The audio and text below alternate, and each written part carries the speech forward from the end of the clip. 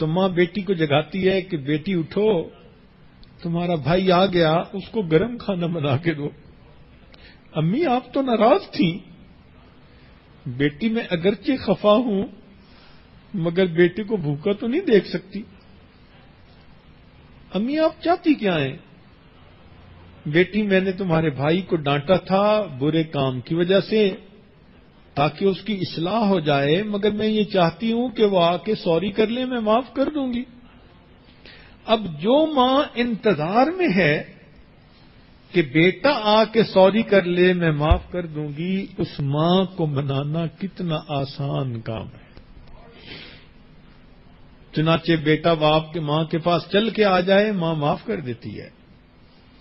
اگر زیادہ غصے تھی اور باپ اور بیٹا اپنی ماں کے پاؤں پکڑ لے تو ماں کا تو دل ہی پگھل جاتا ہے، پسیج جاتا ہے۔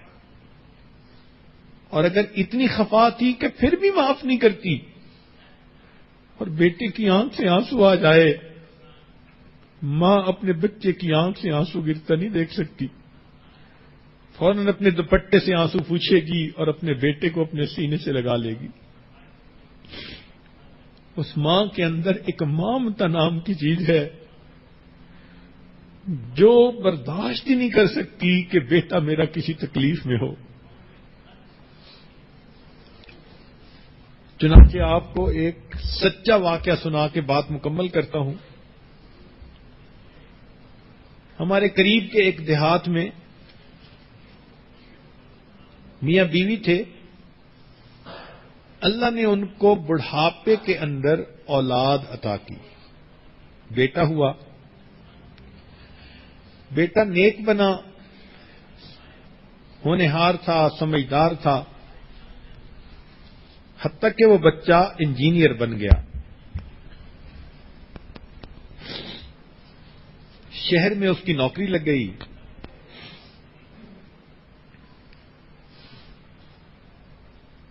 وہ آتا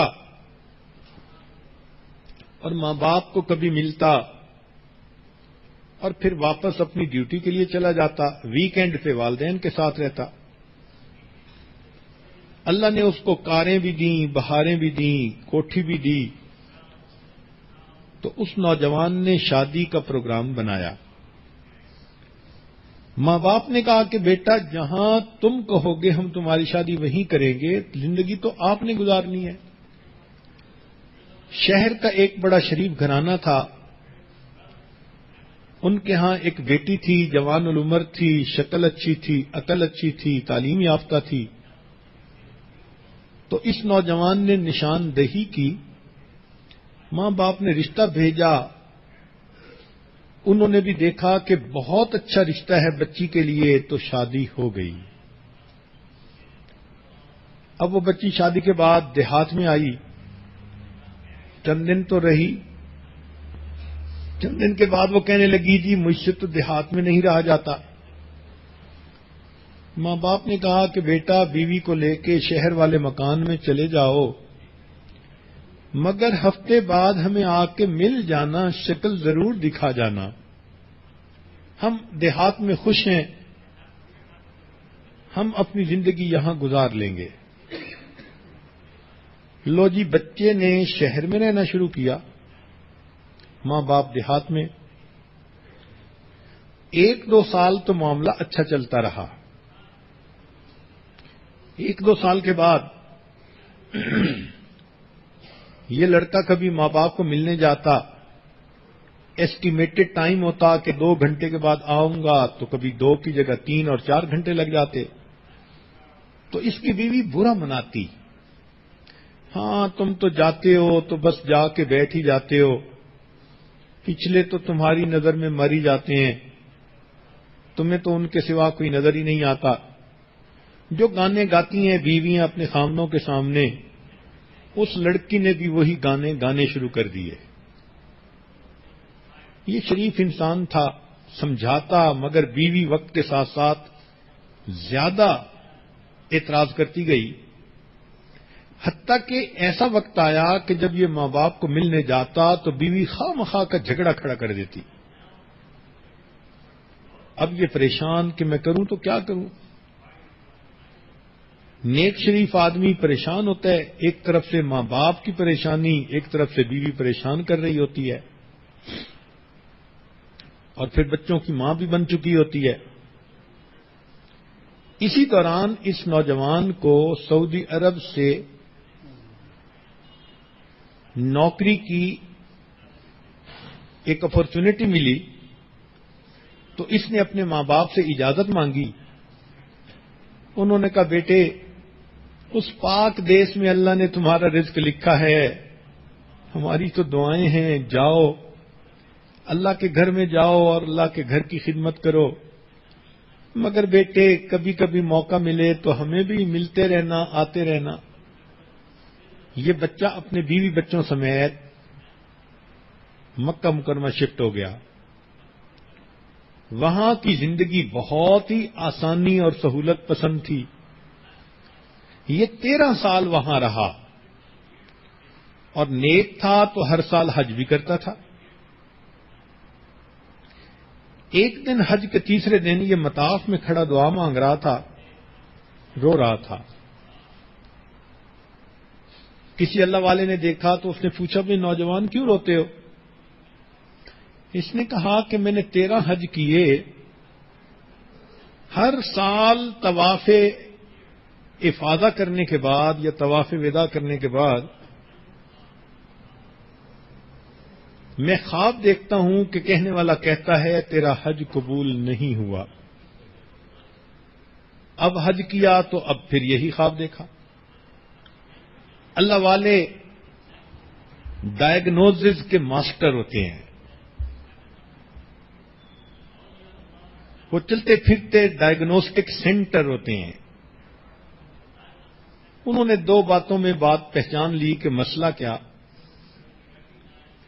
یہ نوجوان 13 سال سے عرب میں تھا، تو شروع میں تو ماں باپ کو خرچہ بھی بھیجتا تھا، سلام کلام پیام بھی ہوتا رہتا تھا۔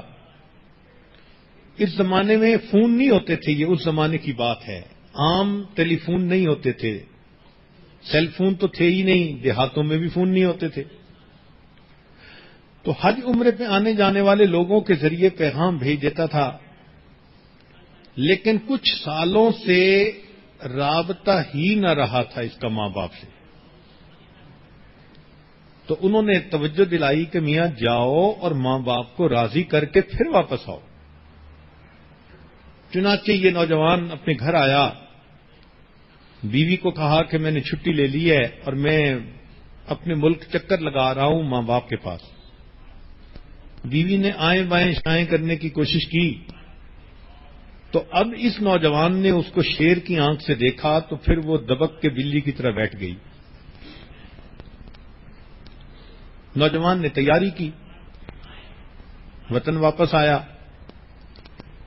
جب یہ بستی میں داخل ہو رہا تھا تو اس وقت اس کو یہ احساس ہوا کہ پچھلے 2-3 سالوں سے میرا کوئی رابطہ نہیں، مجھے تو یہ بھی پتہ نہیں میرے ماں باپ کس حال میں ہیں، تو میں پتہ تو کر لوں۔ چنانچہ ایک 8-9 سال کا لڑکا تھا، اس سے اس نے پوچھا کہ فلاں بابا جی کا کیا حال ہے؟ لڑکے نے آگے سے جواب دیا کہ وہ بابا جی تو فوت ہو گئے، 6 مہینے ہو گئے، اور ان کی بیوی جو بڑھیا ہے وہ بھی فالج میں ہے، اور سنا ہے ہم نے کہ ان کا ایک بیٹا ہے سعودی عرب کہیں گیا ہوا، پتہ نہیں وہ کیسا نالائق بیٹا ہے جو ماں باپ کا خیال ہی نہیں کرتا۔ اس چھوٹے بچے کو کیا پتا کہ وہ اسی لڑکے سے بات کر رہا ہے۔ بات کر کے لڑکا تو چلا گیا، لیکن اس کے دل کے تار چھیڑ گیا۔ اب اس کو ندامت ہوئی کہ اوہو، میں نے واقعی بہت بڑی خطا کی۔ اب سوچ رہا ہے کہ ابو تو فوت ہو گئے، میں امی کے پاس جاؤں گا تو امی تو مجھے دیکھنا گوارا نہیں کریں گی، امی تو مجھے گھر سے نکال دیں گی، بات تک میرے ساتھ نہیں کریں گی۔ تو کوئی بات نہیں ہے، میں امی کو پاؤں پکڑ کے منا لوں گا، میں لپٹ جاؤں گا۔ اب یہ پلاننگ کرتا پھر رہا ہے۔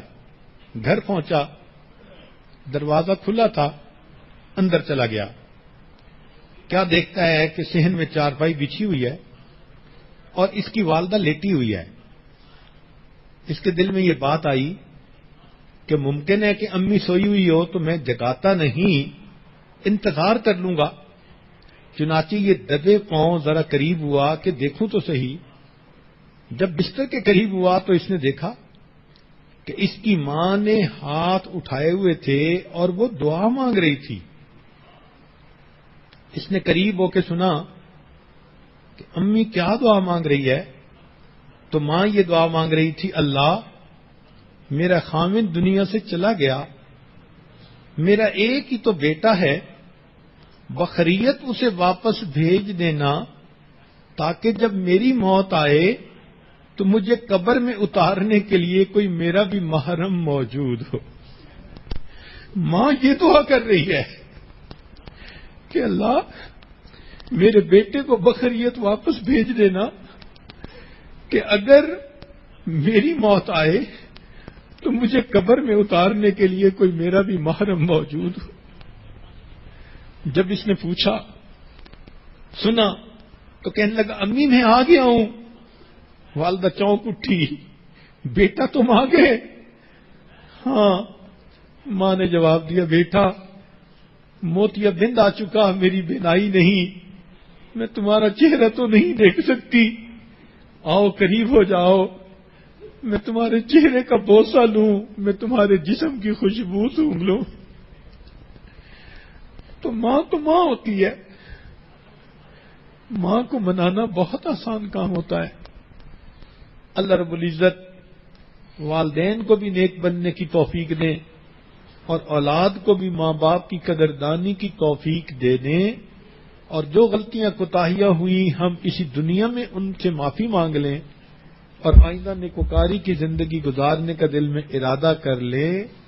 وآخر دعوانا ان الحمد للہ رب العالمین۔ آج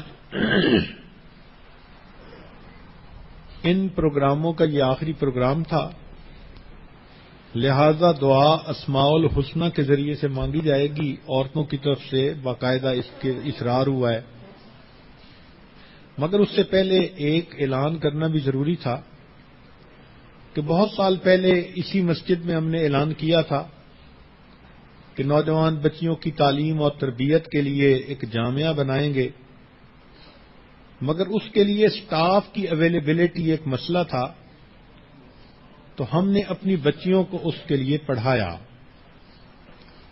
ہمارے بھائی یونس صاحب کی بیٹی مریم الحمدللہ عالمہ بنی، اور اس پر 4 سال محنت اس لیے ہوئی کہ وہ یہاں آ کر پڑھائے گی، مگر اللہ کو یہ منظور تھا کہ اللہ نے اس کو مرکز کی خدمت کے لیے قبول کر لیا، تو وہ بچی اس وقت پاکستان میں ہے، آنے والی عورتوں کی خدمت کرتی ہے اور دعائیں لیتی ہے۔ اتنی پیاری بچی ہے کہ وہ میری آنکھوں کی ٹھنڈک ہے۔ یہاں جو موجود بچیاں ہیں ان میں آپا زاہدہ مطالعہ ایک میچور ماشاءاللہ عورت ہیں، اللہ نے ان کو بہت دین کا درد بھی دیا، اور وہ ماشاءاللہ جینین جیم نکالتی ہیں اور لوگوں کو حیران کر دیتی ہیں۔ واقعی بعض لوگ اپنی ذات میں ایک انجمن ہوتے ہیں، وہ اکیلی ہو کر اتنا اچھا کام کر رہی ہیں، تو بہت ساری بچیاں گھر میں ان کے پاس آتی جاتی ہیں اور ان سے تربیت پاتی ہیں۔ تو ان کو ہم نے اس مدرسے کی پرنسپل سجیسٹ کیا ہے، اور انہی کی چھوٹی بہن ہے ماشاءاللہ، وہ بھی ابھی عالمہ فاضلہ بن کے آئیں اور بہت ہائی فرسٹ ڈویژن میں پاس ہوئی ہیں۔ بخاری شریف کا انہوں نے تک پڑھائی مکمل کر لی۔ تو وہ بچی راشدہ، اللہ نے اس کے دل میں عجیب سوز عطا کیا ہے، وہ بھی پڑھانے کے لیے اب ماشاءاللہ تیار۔ ایک اور بچی اسی خاندان کی حفصہ شاہد مطالعہ صاحب کی بیٹی، وہ تو اتنی ذہین بچی ہے کہ اللہ نے اس کو فوٹوگرافک میموری عطا کی ہے. ہر سال مور دین 90% نمبر لے کے وہ پاس ہوتی ہے. تو ماشاءاللہ اب یہ بچی بھی تیار ہے، بلکہ اس کی چھوٹی بہن امامہ بھی اس کے ساتھ ہے. تو اب چونکہ اللہ نے ہمیں اپنے گھر میں یہ بچیاں دے دیں پڑھانے والیاں، تو اس سال سے اس کی باقاعدہ تعلیم کا آغاز کرنا ہے. ابھی عید کے بعد بچیوں کے داخلے ہوں گے. اندازاً کوئی 12-14 بچیوں نے تو زاہدہ کو اپنے نام لکھوا بھی دیے ہیں.